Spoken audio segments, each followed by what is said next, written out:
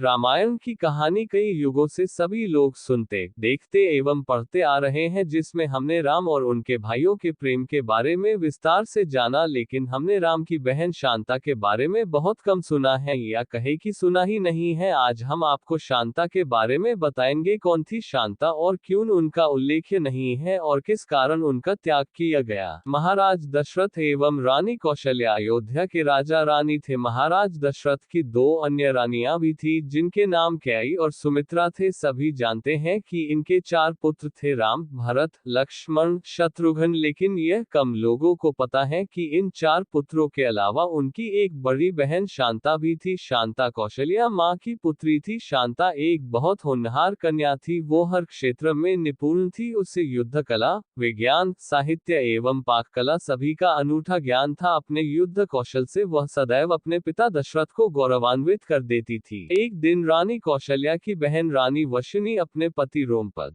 के साथ अयोध्या आते हैं। राजा रोमपद अंग देश के राजा थे। उनकी कोई संतान नहीं थी। एक समय जब सभी परिवारजन बैठकर बातें कर रहे थे, तब वशिनी का ध्यान राजकुमारी शांता की तरफ पड़ा और वे उनकी गतिविधि एवं शालीनता को देखकर प्रभावित हो गई और करुण शब्दों में यह कहने लगी कि अगर उनके नसीब में संतान हो तो शांता के समान सुशील हो। उनकी यह बात सुनकर राजा दशरथ उन्हें अपनी शांता गोद देने का वचन दे बैठते हैं। रघुकुल की रीत प्राण जाए पर वचन न जाए के अनुसार राजा दशरथ एवं माता कौशल्या को अपनी पुत्री अंग देश के राजा रोमपद एवं रानी वशिनी को गोद देनी पड़ती है।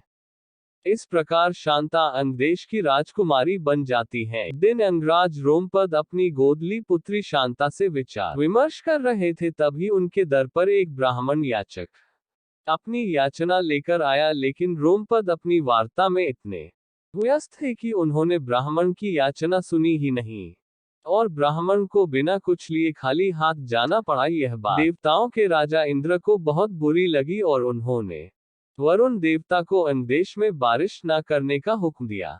वरुण देवता ने यही किया और उस वर्ष अंगदेश में सूखा पड़ने से हाहाकार मच गया। इस समस्या से निजात पाने के लिए रोमपद ऋषि श्रृंग के पास जाते हैं और उनसे वर्षा की समस्या कहते हैं। तब ऋषि श्रृंग रोमपद को यज्ञ करने को कहते हैं। ऋषि श्रृंग के कहेनुसार यज्ञ किया जाता है। पूरे विधान से संपन्न होने के बाद अंगदेश में वर्षा होती है और सूखे की समस्या खत्म होती है। ऋषि श्रृंग से प्रसन्न होकर अंगराज रोमपद ने अपनी पुत्री शांता का विवाह ऋषि श्रृंग से कर दिया। शांता के बाद राजा दशरथ की कोई संतान नहीं थी। वो अपने वंश के लिए बहुत चिंतित थे। तब वे ऋषि श्रृंग के पास जाते हैं और उन्हें पुत्र कामाक्षी यज्ञ करने का आग्रह करते हैं। तब अयोध्या के पूर्व दिशा में एक स्थान पर राजा दशरथ के लिए पुत्र कामाक्षी यज्ञ किया जाता है।